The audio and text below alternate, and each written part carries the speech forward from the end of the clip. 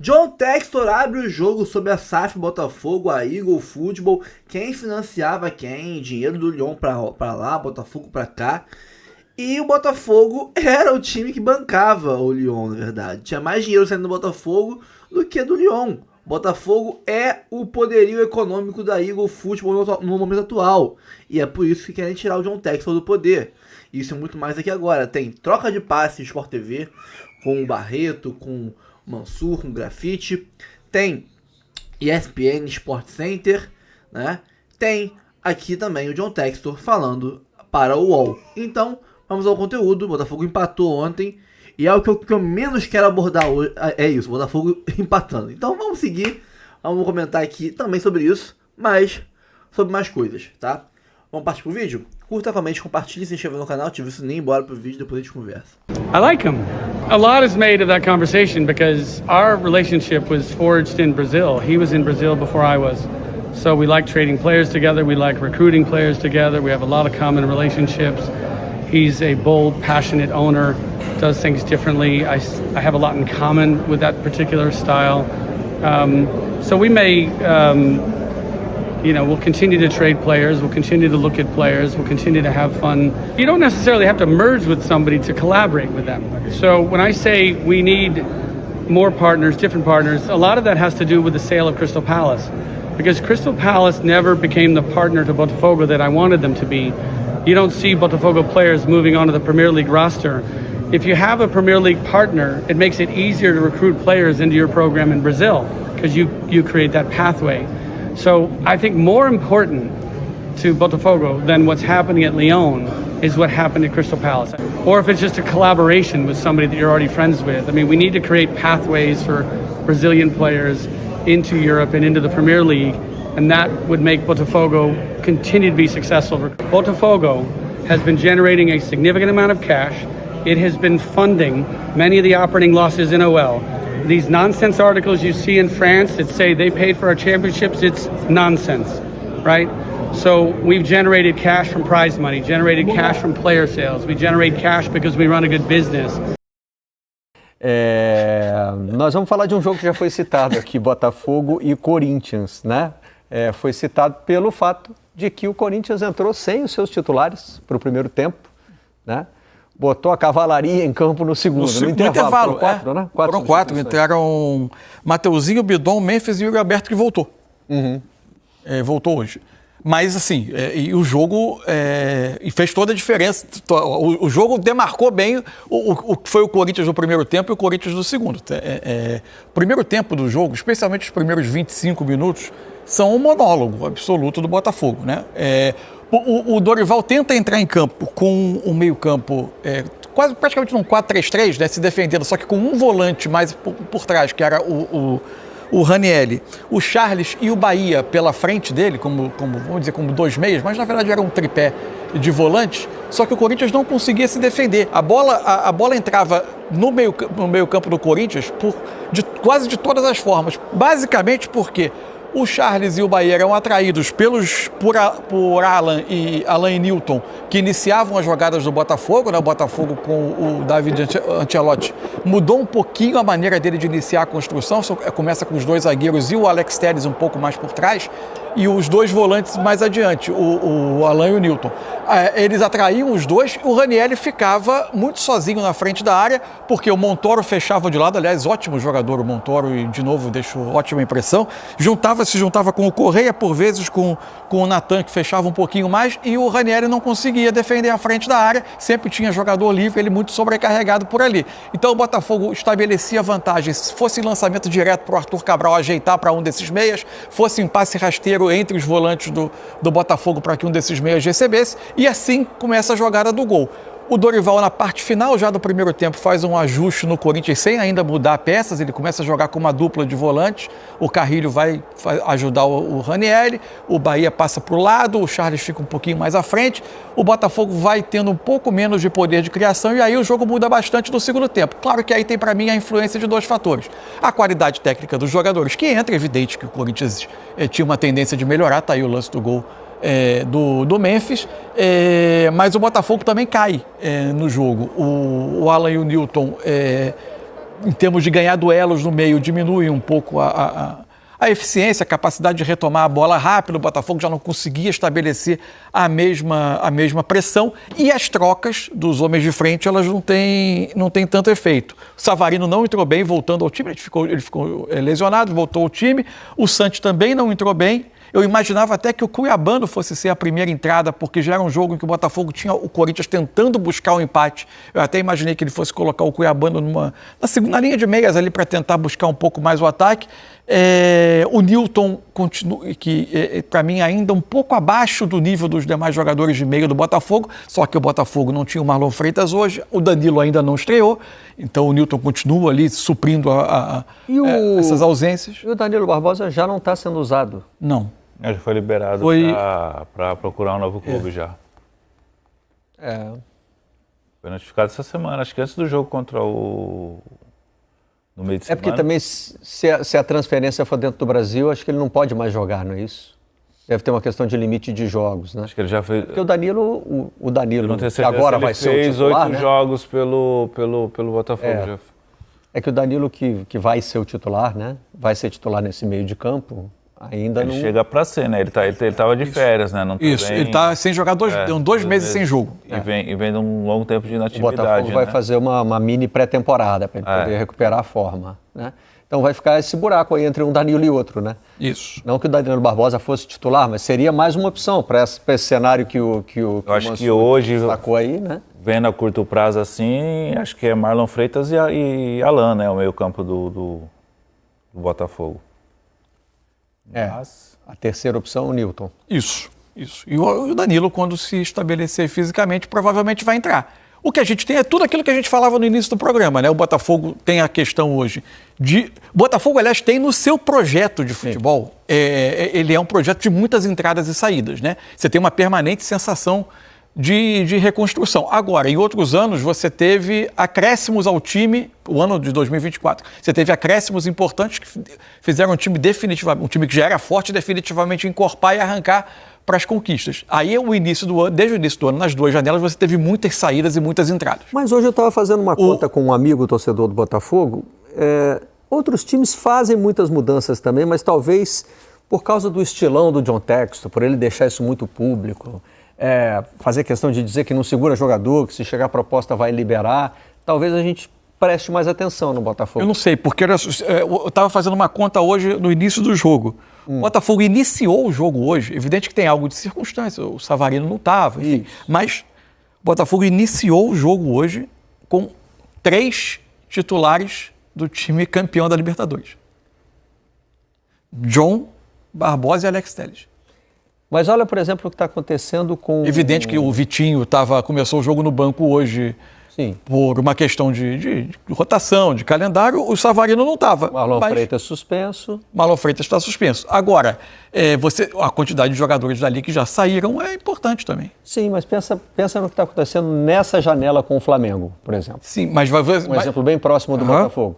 Estão chegando 5 jogadores. Sim, mas quanto tempo a base de 2019 ficou no clube? Sim. Né? A gente se eu acho que tem uma...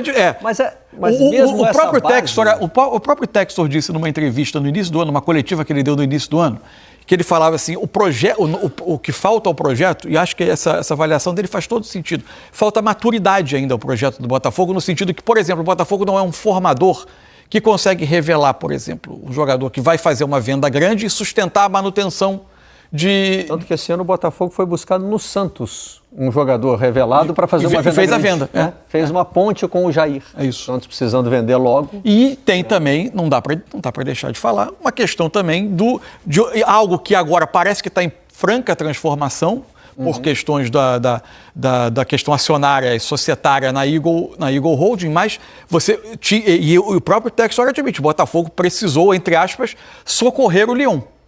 Né? Que tinha questões financeiras e vendas foram feitas com recursos. Que a diferença que a gente presta mais atenção no Botafogo e dos outros clubes, que acontece normalmente. O que acontece com o Botafogo acontece com os outros clubes, a chegada de novos jogadores. Só que o Botafogo inicia o ano sem um treinador. Também tem isso. E é a grande diferença. Você iniciar um ano sem um treinador. E aí dá um destaque maior você iniciar o ano sem treinador. Essa reportagem do GE. Globo aí, assinada pelo Sérgio Santana, vai de encontro ao que disse aí o Mansur, né? O Textor está prometendo focar mais no Botafogo. Mas aí tem uma questão, assim, isso aí, o Textor faz essa afirmação. Se você pegar o número frio, de fato, as vendas de jogadores que pertenciam ao Botafogo, o Almada, por exemplo, que foi cedido gratuitamente ao Lyon, que era a única forma que o Lyon naquele momento poderia inscrever o Almada, depois é feita uma venda, enfim, e houve no caminho outras vendas em que os recursos foram para o Lyon. Na venda do Almada o dinheiro não vai para o Botafogo? Agora essa venda do Almada, a notícia é que ela já entrou no caixa separado, mas no caixa que já uma tentativa de separação de caixa, mas outras vendas foram recursos para o Lyon. Agora, porque essa sempre foi uma desconfiança muito grande, né? O Botafogo vai entrar nesse grupo de clubes para ser um entreposto de jogadores. Só que aí vai faturar com qual é a questão? Câmbio de jogadores, trocar jogadores, igual o grupo do Manchester City faz com os clubes ao redor do mundo. Se o jogador passar, desculpa, Mansur, mas se o jogador passou 6 meses no Botafogo e tiver o impacto que teve o Almada, perfeito, técnico, né? Tá pago. Mas tá pago se o dinheiro for para o Botafogo, né? E não se o Botafogo gastar para contratar e não receber para liberar. Eu acho que o Textor conseguiu mudar uma filosofia dele, porque há 2 anos atrás, 3 anos atrás, quando ele chega no Botafogo, qual que era o que ele poderia seduzir o jogador para vir para o Botafogo? Você vem para o Botafogo, você desempenha 6 meses para você fazer uma ponte para a Europa, para o Lyon, para o Crystal Palace. Era o Crystal Palace. Por isso que ele diz, ele hoje diz na entrevista que a ideia de ter um outro time na Premier League é porque facilita a atração para o Botafogo. O que e hoje mudou. Hoje o Botafogo tem um atrativo, que foi campeão, teve campanhas sólidas, foi campeão ano passado e hoje é um atrativo vir jogar no Botafogo sem precisar ser essa ponte. Mas havia essa promessa para alguns jogadores que nos bastidores foi falado que alguns jogadores que vieram tinham essa promessa de fazer uma ponte.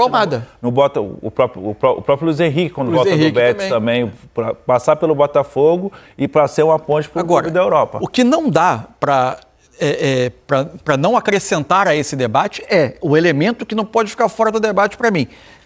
Qual é a diferença básica ao longo de boa parte desse processo, enquanto vamos dizer, existia o caixa único, enquanto a questão o debate que acho que vai virar até um tema talvez judicial da questão da Eagle, entre os outros acionistas que agora têm o controle, enfim. Mas enquanto a situação caminhava no cenário até de 2 meses atrás, o que diferenciava fundamentalmente o Botafogo do Lyon, por exemplo?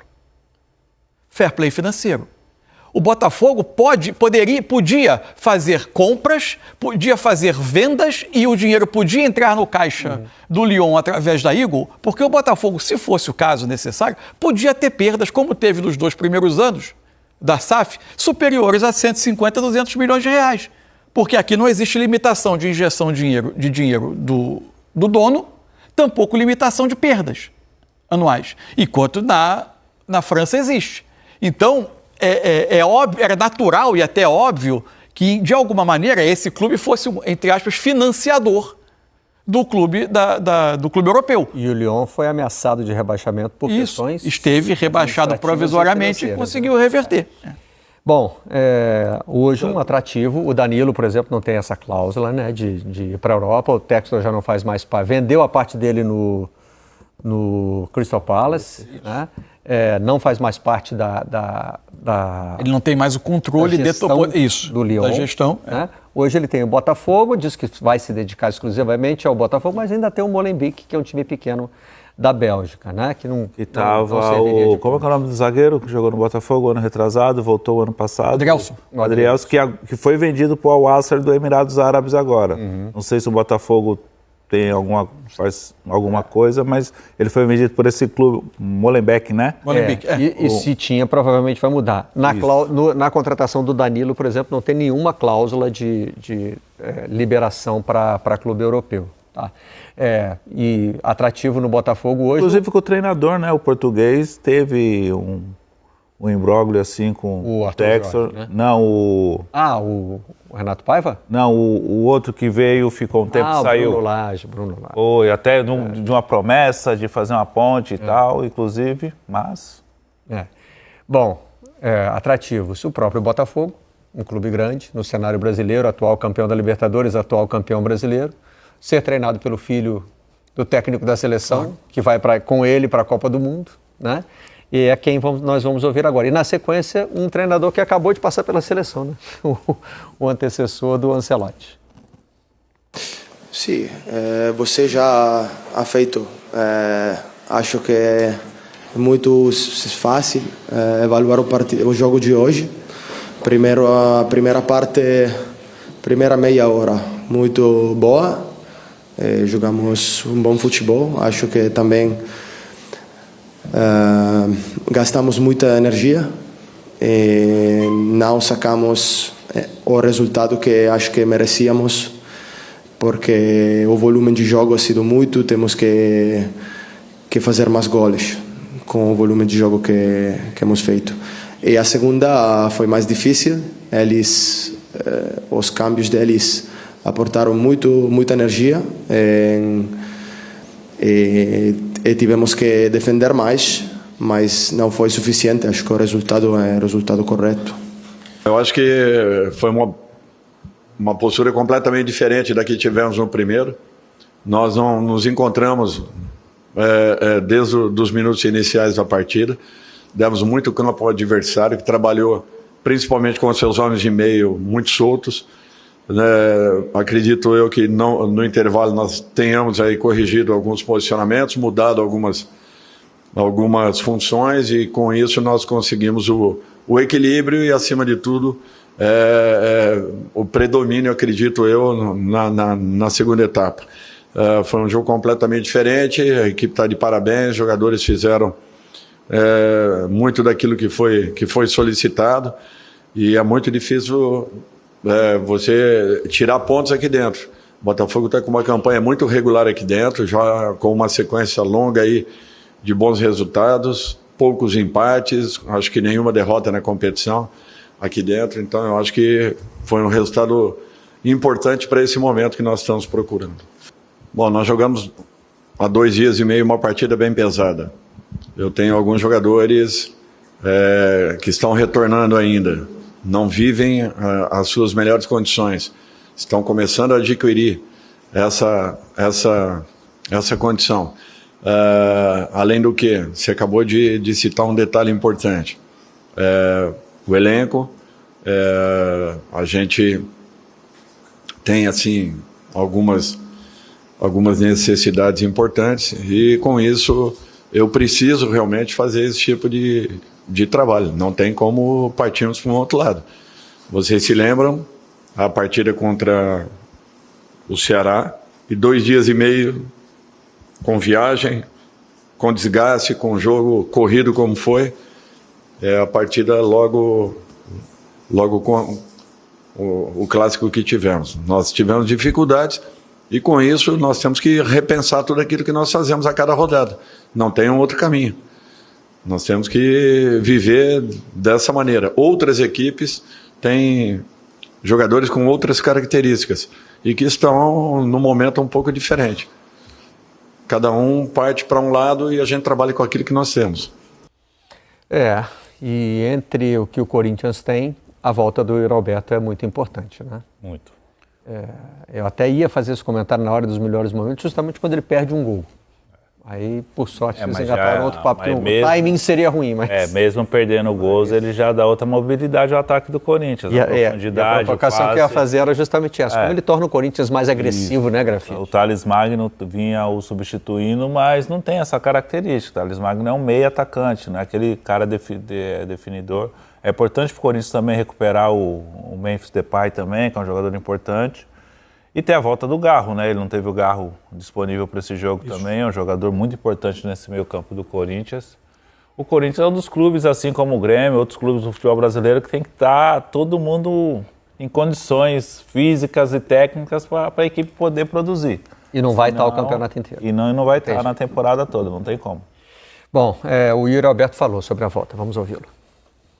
Após o primeiro tempo, sim. A gente acabou correndo atrás do resultado, conseguiu o empate e logo em seguida a gente tentou buscar mais uma oportunidade de gol para a gente poder concluir e sair daqui vitorioso, mas infelizmente não teve.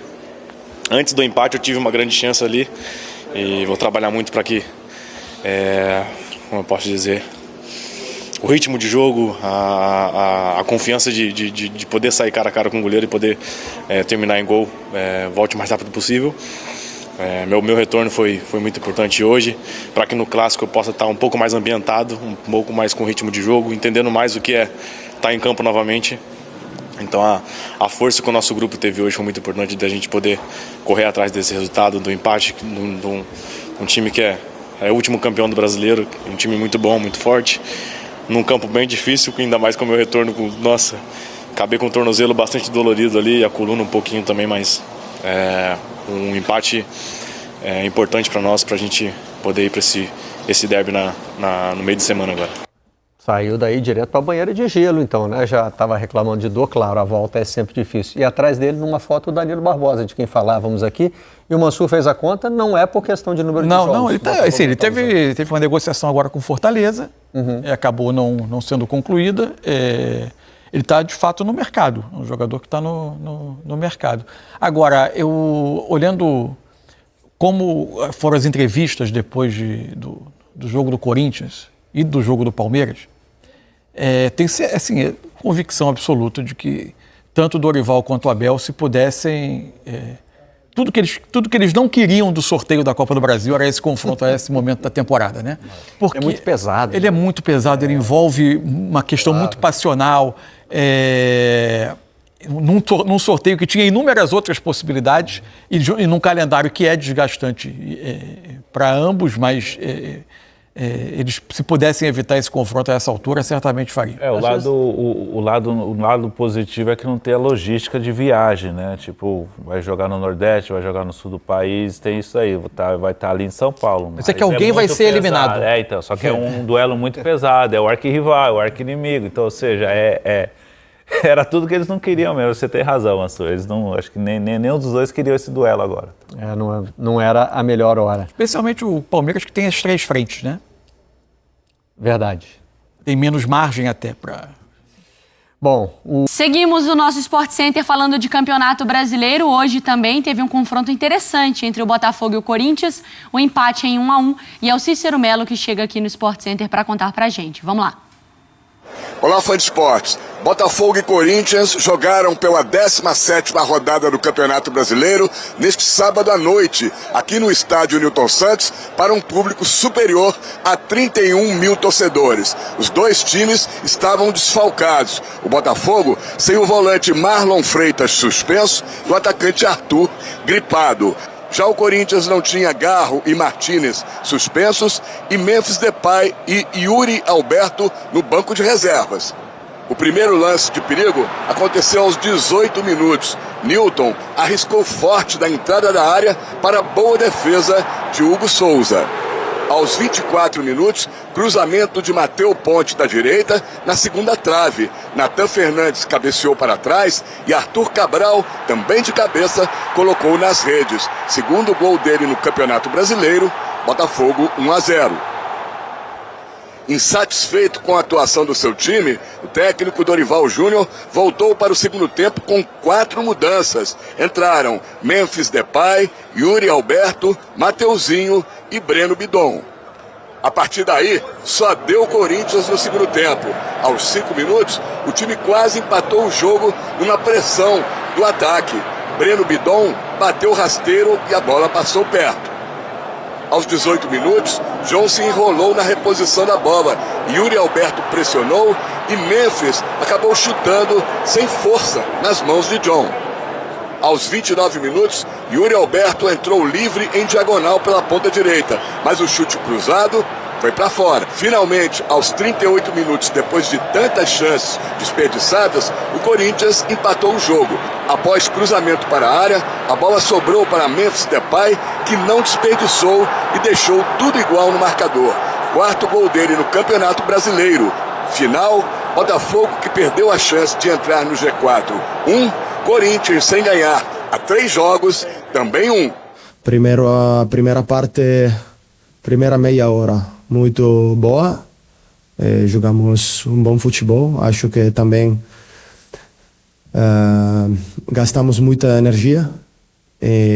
Não sacamos o resultado que acho que merecíamos, porque o volume de jogo ha sido muito, temos que fazer mais goles com o volume de jogo que hemos feito. E a segunda foi mais difícil, os cambios deles aportaram muita energia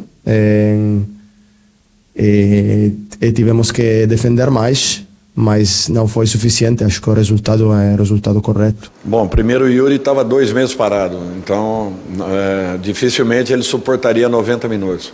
E talvez esse esgotamento que ele alcançasse entre 60 e 70 minutos, que provavelmente ele jogaria, faria falta com certeza no jogo da quarta-feira. Então a previsão era não iniciar com o Yuri, dando-lhe a possibilidade de meio tempo, sim. Então eu acho que voltamos com uma outra postura, com uma outra maneira de jogar e tudo isso foi compensador, buscando o resultado, e talvez você tenha razão, por merecimento nós teríamos tido uma sorte melhor, não fossem aí as oportunidades que desperdiçamos. Agora, os 2 times voltam a campo no meio de semana pela Copa do Brasil. Primeiro jogo da fase oitavas de final. Na terça-feira, no estádio Newton Santos, o Botafogo recebe o Red Bull Bragantino. E na quarta-feira, na Neoquímica Arena, o clássico Corinthians e Palmeiras. Valeu, Cissão. A gente cola os números da partida. Então, 17ª rodada do Campeonato Brasileiro. O Botafogo teve mais posse de bola. Número alto de finalizações, né? 11 para cada lado. O Corinthians com uma a mais no alvo e também uma grande chance a mais também. Mas o Botafogo pisando mais na área rival 32 vezes, né? Contra 15 do Timão. Dentro das expectativas do jogo ou do tamanho do confronto, o empate em 1-1 ficou de bom tamanho, Zupac? Essa é uma pergunta curiosa, porque existem diferentes maneiras de você responder. Porque se você parte do princípio, bom, o Corinthians é um clube, um time com muitos problemas. Empatar com o Botafogo fora de casa não pode ser ruim. Então, por esse lado, sim. Se você olha pela maneira que o jogo se desenrolou e pelo segundo tempo que o Corinthians fez e pelas chances que teve, inclusive, o Corinthians poderia ter vencido o jogo no Rio de Janeiro. Nesse sentido, o empate ele é um pouco frustrante, porque era um jogo que poderia ter terminado pelo campo com vitória corintiana. E quando você olha para a semana, o Corinthians empatou com o líder do campeonato em casa. Ah, parece bom. Aí empata com o Botafogo fora de casa. Parece bom. Mas numa semana você faz 2 pontos. E o Campeonato Brasileiro, o empate não te leva a lugar nenhum. Empatezinho, por mais que sejam contra adversários teoricamente melhores do que você, mas o empate não te leva adiante no campeonato, né? Então seria melhor para o Corinthians ter vencido o Cruzeiro e perdido para o Botafogo do que os 2 empates que teve. 2 pontos você fica estacionado na tabela. Mas se a gente olhar para o jogo, um primeiro tempo catastrófico do Corinthians, horroroso do Corinthians. O Corinthians foi dominado amplamente pelo Botafogo, que se tivesse apertado um pouquinho mais, terminava o primeiro tempo com 2-3-0. E na segunda etapa, a partir das trocas que o Dorival fez, especialmente da volta do Yuri trabalhando com o Memphis, como é importante para eles estarem juntos, inclusive, para o Corinthians em consequência. O Corinthians melhorou demais, foi bastante superior ao Botafogo no segundo tempo e poderia ter virado o jogo, né? Então, assim, acho que fica muito claro nesse jogo a disparidade entre o time titular e o time reserva do Corinthians, que não conseguiu achar o Botafogo em campo no primeiro tempo. E mais do que pensar no Yuri Alberto importante retornando para esse jogo, é pensar talvez no Yuri Alberto ficando até 2030, talvez, por um contrato com o Timão. Ele falou após a partida sobre a renovação de contrato com o Corinthians. Tinha a possibilidade de sair? Cara, tinha. A gente até tinha conversado. Mas eu até arrepio, cara, porque eu sentei pra conversar com meu pai. E depois de tudo que a gente passou aqui, acho que era o mínimo eu ter feito isso, né? Por essa torcida, pelos meus companheiros, principalmente nesse momento difícil. Então, acho que eu podendo estar junto com eles, poder me entregar ao máximo, cara, ao máximo. O 110 de cada um aqui dentro, a gente sabe que pode mudar essa história, pode mudar o que tá acontecendo no clube. E a gente vai dar o nosso máximo, cara, pra gente trazer alegria pra esse torcedor que merece demais. E eu e o Yuri, principalmente. Você se emociona quando fala desse momento do Corinthians? É um amor muito grande, cara. É um amor muito grande. Eles me abraçaram de uma forma que... tipo um abraço de mãe, sabe? Então, é gratificante. Obrigado, Fiel. Obrigado pelo apoio e vamos junto que a gente vai sair dessa. Yuri Alberto, os números dele nesse retorno, né, com 3 finalizações já liderando o ranking no time, isso considerando a partir do momento que ele entra, né? Então ele entrou, ele assumiu a posição com finalizações no alvo, 2 ações na área rival e um drible aí, e também ficando na primeira colocação, porque também não foi necessariamente um número tão alto nesse sentido. O Yuri Alberto falando emocionado. Que coisa, né? Que raro, né? É raro isso. Não, e assim, é igual um abraço de mãe. É igual a relação de mãe, que às vezes te dá uns peteleco. E tem vezes que a torcida do Corinthians dá uns peteleco muito bem dados, né? Mas... Só que ele nunca é o filho birrento. Não. Ele é sempre o filho amoroso. Impressionante, né, Zupac? A gente falava aqui até nos bastidores, porque não é que essa relação foi que a Fiel abraçou ele desde o início como um carinho. Tiveram momentos muito difíceis, do Yuri até chorando e se colocando até exposto, assim, né? Procurando ajuda psicológica. Fragilizado. E como ele demonstra, pelo menos, essa sinceridade e essa gratidão. E essa é a palavra, sinceridade, porque não é jogar pra galera, o Yuri é isso, né? Então, para além da análise tática do que é o Yuri, a importância técnica dentro do elenco e tal, mas o carinho, né? Não sei se amor é a palavra, talvez seja, mas o carinho, o respeito, a gratidão, né, que ele demonstra para o clube como instituição, para os seus companheiros de trabalho, não só os jogadores, e para o torcedor é algo muito raro. E o Yuri, ele se mostra esse garoto, ele é ainda muito jovem, muito, muito bom, de coração muito bom, né? Então é muito bonito ver ele falar assim, de um clube que não é onde ele foi revelado, talvez nem seja o que ele torcia na infância, eu não sei, mas talvez não seja, onde ele foi muito criticado e passou por momentos muito complicados, mas ele conseguiu dar a volta por cima e se encontrar, a ponto de ele dar um stand-by no sonho de vencer na Europa, né? Porque na Rússia foi um pouco mais difícil para ele, teve a guerra, então ele dá um pause nesse sonho de vencer na Europa para continuar vivendo tudo isso que ele está vivendo aqui, mesmo com as inúmeras dificuldades. Não é que ele está num time que está ganhando tudo, nas inúmeras dificuldades que ele passa no Corinthians. E aí você soma isso, a importância que é tê-lo de volta dentro de campo. Como o Corinthians muda, como o Memphis muda, como a dupla muda, como eles se encaixam, se conhecem bem, as características casam muito bem, jogadores de atacar espaço, de profundidade, de boas movimentações, tecnicamente muito bom. Sim. Então, ter o Yuri de volta é das melhores notícias que o Corinthians poderia ter. Calma, não vai embora ainda. Aqui em cima tem um vídeo especialmente escolhido pra você.